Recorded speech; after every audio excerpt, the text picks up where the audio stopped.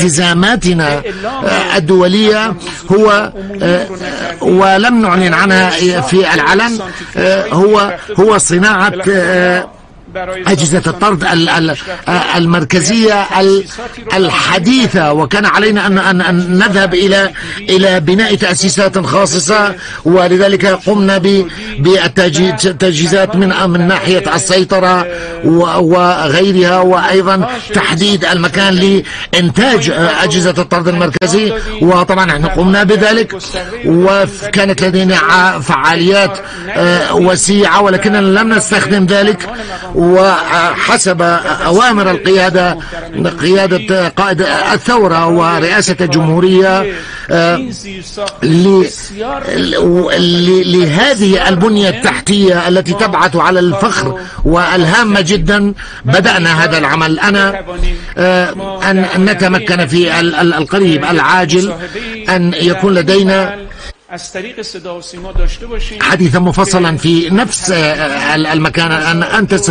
أن تستفيدوا منها من ناحية صورية ومن ناحية صوتية، وأن نقدم إلى الشعب الإيراني التوضيحات الأخرى، وأيضا نقدم توضيحات حول ذلك المركز الحديث لإنتاج أجهزة الطرد المركزية، الذي هو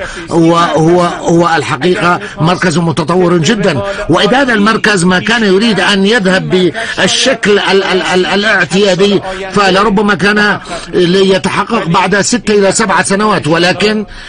إن شاء الله نحن سنتمكن خلال الأسابيع القادمة والأشهر القادمة أن نكمل بناءها وأن تلتحق بمفاعل نطنز. ومن ثم أقول لحضراتكم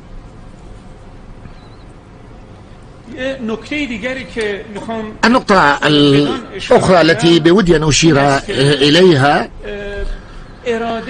هو أن إرادة الشعب، أن عليهم لا يختبروا إرادة شعبنا،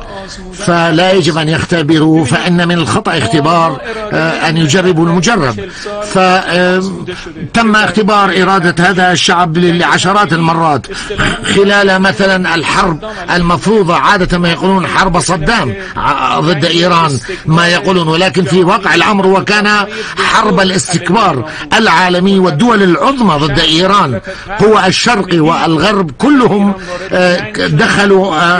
في حرب ضد إيران، حرب مفروضة في فترة أن إيران لم تكن لديها الإمكانات اللازمة، وكانت الثورة فتية، ولم يكن هنالك قد حصل الانسجام الداخلي من الجوانب، من ناحية تعبئة الإمكانيات. ولكن أنتم